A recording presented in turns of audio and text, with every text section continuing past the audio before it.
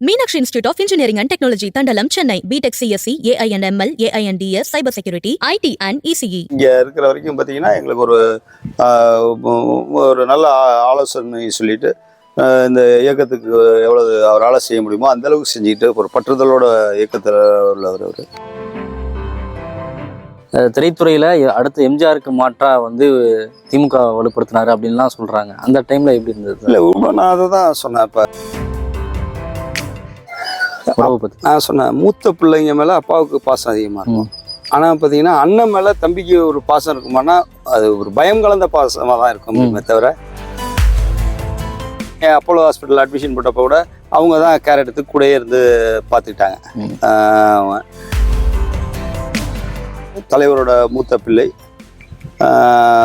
அண்ணன் மூகா முத்து அவர்களுக்கு திருவாரூர் மாவட்ட திராவிட முன்னேற்ற கழகத்தின் சார்பாகவும் என் சார்பாகவும் வீர வணக்கத்தை செலுத்துகிறேன். விகடன் நேயர்களுக்கு வணக்கம். டாக்டர் கலைஞர் அவர்களின் மூத்த மகனும் தமிழக முதலமைச்சர் மு க ஸ்டாலின் அவர்களின் சகோதரமான மூகா முத்து இன்றைய தினம் மரணமடைஞ்சிருக்கார். இன்னைக்கு நாம கலைஞர் அவர்களின் சொந்த மண்ணான திருவாரூர்ல தான் இருக்கோம். மூகா முத்து அவர்களின் நினைவலைகளை பகிர்ந்துருக்காங்க. நம்ம கூட இன்னைக்கு திருவாரூர் மாவட்ட திமுக செயலாளரும் திருவாரூர் சட்டமன்ற தொகுதி உறுப்பினருமான பூண்டிகே கலைவாணன் நம்மளோட இருக்கார். சார் வணக்கம். வணக்கம். இன்றைய தினம் மூகா முத்து அவர்கள் மரணமடைஞ்சிருக்காரு. நிறைய தலைவர்கள் இரங்கல் தெரிவிச்சிட்டு இருக்காங்க. அவரை பத்தி ஷேர் பண்ணிங்க சார். ஏன்னா நீங்கள் திருவாரூர் மாவட்டக்காரர், இங்கேயே இருக்கீங்க. எங்கள் ஊர் சேர்ந்தவர், தலைவரோட மூத்த பிள்ளை. அவர் ஆரம்ப காலத்தில் இயக்கத்திற்காக நிறைய திரைப்படங்கள் மூலமாக பிள்ளை இப்போ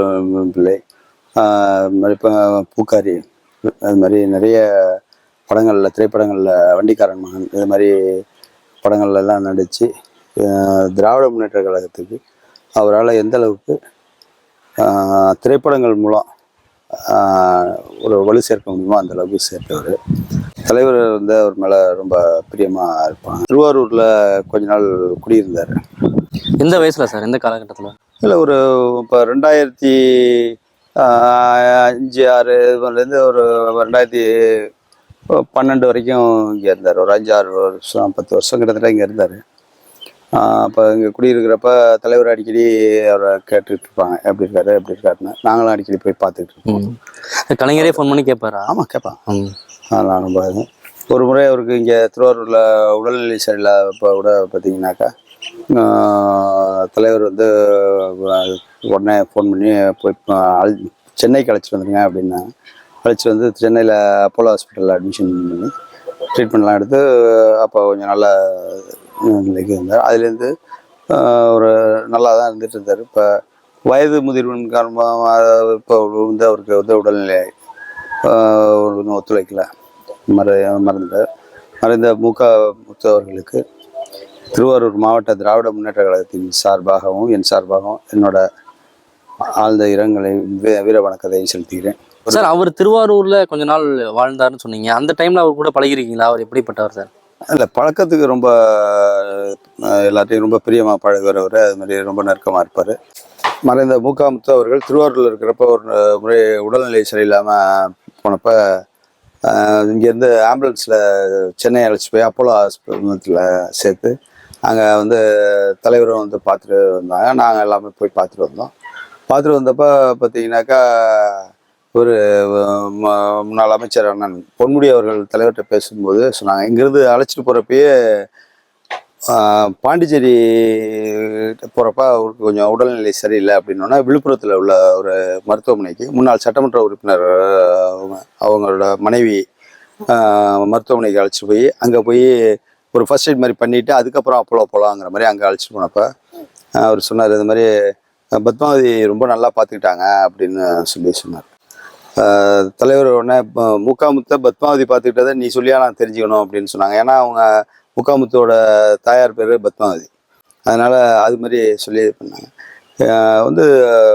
அவர் மூகா முத்து மூத்த பிள்ளைங்கிறதுல எல்லாருக்குமே மூத்த பிள்ளைங்கிறப்ப ஒரு பாசம் அதிகமாக இருக்கும். அது மாதிரி ஒரு பாசமாக தலைவர் இருப்பாங்க. அது மாதிரி அவர் அப்போ அன்னைக்கு காலகட்டத்திலலாம் சினிமாவில் நடிக்கிறப்பெல்லாம் பார்த்தீங்கன்னா அவர் அவ்வளவு ஃபெமிலியராக இருந்தவர். அந்த அளவுக்கு பண்ணாரு.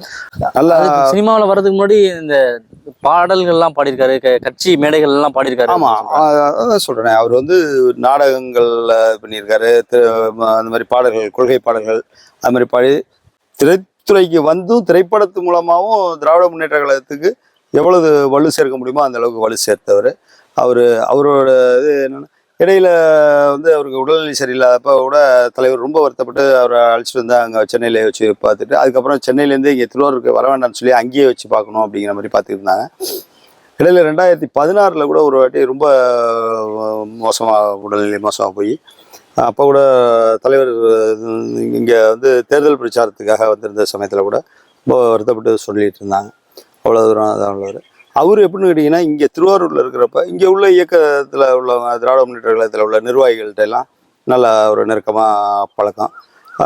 திருவாரூர் நகரத்தில் உள்ளவங்க, கொரடாச்சேரி ஒன்றிய பகுதியை சார்ந்தவர்கள், அவங்களெல்லாம் கூப்பிட்டு பேசிட்டு எப்படி இருக்குது, என்ன வேலை பார்த்துட்ருக்கீங்க, என்ன அப்படிங்கிற மாதிரி கட்சி சம்மந்தமாக பேசிட்டு அவரோட அந்த ஆலோசனைகளையும் அவர் சொல்லுவார். இதை பாருங்கப்பா, இப்படி பண்ணுங்கப்பா, இந்த இடத்துல இப்படி செய்யணும்ப்பா அப்படிங்கிற மாதிரிலாம் எங்களுக்கு சில ஆலோசனைகள்லாம் சொல்லுவார். இப்போ இங்கே இருக்கிற வரைக்கும் பார்த்தீங்கன்னா எங்களுக்கு ஒரு நல்ல ஆலோசனை சொல்லிட்டு இந்த இயக்கத்துக்கு எவ்வளவு அவரால் செய்ய முடியுமோ அந்த அளவுக்கு செஞ்சுக்கிட்டு ஒரு பற்றுதலோட இயக்கத்தில் உள்ளவர் அவர். திரைத்துறைக்கு வந்த பிறகு எம்ஜிஆர் தனியாக அதிமுக ஆரம்பித்த பிறகு திரைத்துறையில் அடுத்து எம்ஜிஆருக்கு மாற்றா வந்து திமுக வலுப்படுத்தினாரு அப்படின்லாம் சொல்கிறாங்க. அந்த டைமில் எப்படி இருந்தது? இல்லை, நான் அதை தான் சொன்னேன். இப்போ எப்படின்னு கேட்டிங்கன்னா, எம்ஜிஆர் திராவிட முன்னேற்ற கழகத்தில் இருக்கும்போது பார்த்தீங்கன்னாக்கா திராவிட முன்னேற்ற கழகத்துக்கு வலு சேர்க்கிற மாதிரி நிறைய கருத்துக்களை சொன்னார். அவர் வந்து திராவிட முன்னேற்ற கழகத்துலேருந்து பிரிஞ்சு வெளியில் போகிறப்ப அது வந்து அந்த திரைத்துறையில் அப்போ அன்னைக்கு காலகட்டத்தில் வந்து எப்படின்னு கேட்டிங்கனாக்கா இவர் முகாமுத்து அவரோட பணிகளை செஞ்சார்.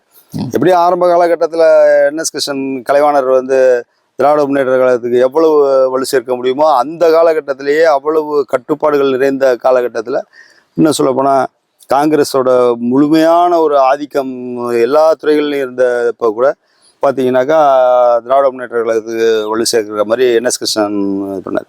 அதை ஃபாலோ பண்ணி தான் அடுத்தது எம்ஜிஆர் வந்து அது மாதிரி திராவிட முன்னேற்ற கழகத்துக்கு வலு சேர்க்கிற மாதிரி பண்ணிட்டு இருந்தார். அவர் திராவிட முன்னேற்ற வந்து பிரிஞ்சு போனதுக்கப்புறம் அந்த இடத்த வந்து முழுமையாக நிரப்புனது அண்ணன் முகாமுத்து அண்ணன் தான். ஆனால் ஒரு கட்டத்துக்கு பிறகு அவர் வந்து கட்சியிலேருந்து கொஞ்சம் விலகியே இருந்தாரோ என்ன? இல்லை, அது வந்து அவர் ஒரு உடல் ரீதியாகவும் அவருக்கு சரியான ஒரு இது இல்லை. அதனால கொஞ்சம் அரசியல் ஈடுபாடு இல்லாமல் இருந்தார். அரசியல் ஈடுபாடு இல்லாத சமயத்தில் அவரை பல பேர் பல விதமாக பயன்படுத்திக்கணும்னு பார்த்தாங்க. அப்புறம் அதுலேருந்து அவர் ஓரளவு ஒரு நல்லா ஒருத்தவங்களையும் நல்லா புரிஞ்சுக்கிட்டு திராவிட முன்னேற்ற கழகத்துக்கு எந்த அளவுக்கு ஒரு ஈடுபாடோடு அவரோட இதை செய்ய முடியுமோ அது மாதிரி பண்ணிட்டு. தனிப்பட்ட வாழ்க்கையில் அவர் என்ன சார் பண்ணிட்டு இருந்தார்? சினிமாவில் நடிச்சார், மேடை நாடகங்களில் இருந்தார், அதுக்கு பிறகு அரசியலில் ஓரளவு பங்களிச்சார், அதுக்கு பிறகு அப்படியே ஒதுங்கிட்டார்ல. அந்த டைமில் என்ன பண்ணிட்டு இருந்தார் அவர்? கொஞ்சம் விவசாயம்லாம் பண்ணணும் அப்படிங்கிற மாதிரி ஒரு எண்ணத்தில் உள்ளவர்.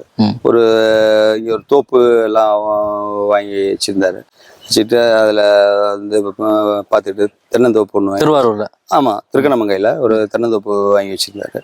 பார்த்துட்டு விவசாயமும் அங்கே தலைவர் காலத்துலேருந்து இருக்கிற நிலங்கள்லாம் இருக்குது, அதையும் கொஞ்சம் பார்த்துக்கிட்டு அப்படிலாம் விவசாயத்தில் கொஞ்சம் இதாக பண்ணியிருந்தார். இங்கே இருக்கிறப்ப எப்படின்னு கேட்டிங்கன்னா இந்த ஊரோட கல்ச்சருக்கு எப்படி இருக்கணுமோ அது மாதிரி இங்கே விவசாயியாகவே இருந்தார். ஒரு நடிகர், ஒரு கலைஞர், அவருடைய மகன் அப்படிலாம் வந்தார். அந்த மாதிரியெல்லாம் இருக்க மாட்டார் அவரை பொறுத்தவரை விவசாயிங்கிற மாதிரியா இருப்பார். காலையில் வீட்டிலேருந்து கிளம்பி போனார்னாக்கா போய்ட்டு மத்தியானம் ஒரு தோப்புக்கு போவார், ஒரு நாளைக்கு வயலுக்கு போவார். அது மாதிரி. இப்போ கலைஞர் அவர்களுக்கும் முகாமுத்து அவர்களுக்குமான எந்த நெருக்கத்தை பற்றி சொன்னீங்க. இப்போ MK ஸ்டாலினுக்கும் முகாமுத்து அவர்களுக்கும் எந்த அளவுக்கு நெருக்கம் இருந்தது? அந்த உறவை பற்றி நான் சொன்னேன். மூத்த பிள்ளைங்க மேலே அப்பாவுக்கு பாசம் அதிகமாக இருக்கும்.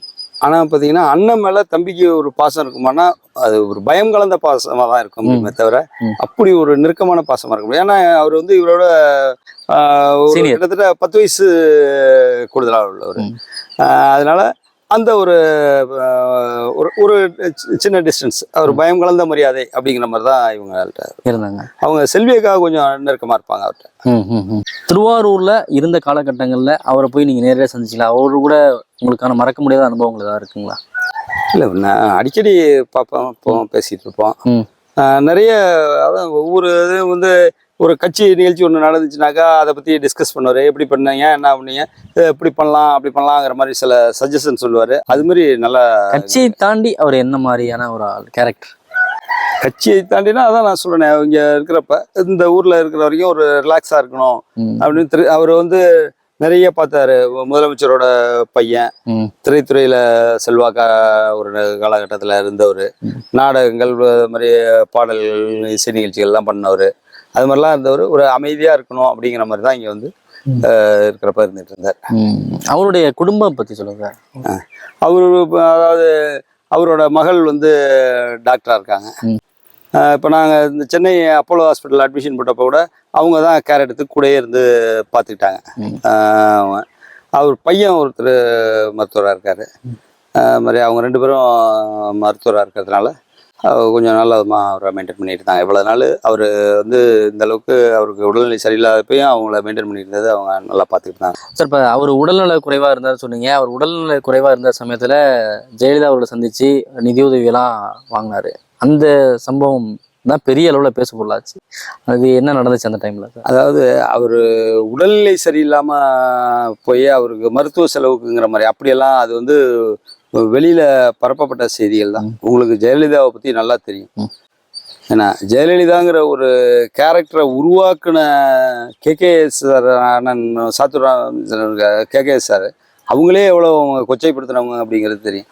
அவங்க அது மாதிரி இவர் போய் இவரை வர சொல்லி அவங்க பேசணும் பார்க்கணும் அப்படின்னு சொல்லி சொன்னதுனால ஒரு திரைத்துறையில் இருந்தவர் அப்படிங்கிற அந்த நட்பின் அடிப்படையில் அவர் போய் பார்க்க போனார். அது ஒரு ஒரு நீங்கள் சொல்கிற மாதிரி ஒரு பேசும் பொருளாக இருந்துச்சு. அதை தான் நான் முன்னாடியே சொன்னேன். அவரை சில சூழ்நிலைகளில் அவரை தவறாக சில பேர் பயன்படுத்திட்டாங்கன்னு சொன்னால அதுக்கு தான் அதை சொன்னானா. இல்லை, ஏன்னா அந்த உதவி வாங்கக்கூடிய சூழல்ல இருந்தாரா? கண்டிப்பா கிடையாது. அவரு அடுத்தவங்களுக்கு உதவி செய்யற சூழ்நிலையில தான் அவர் இருந்தாரே தவிர உதவி யார்ட்டையும் வாங்கணுங்கிற அவசியம் அவருக்கு கிடையாது.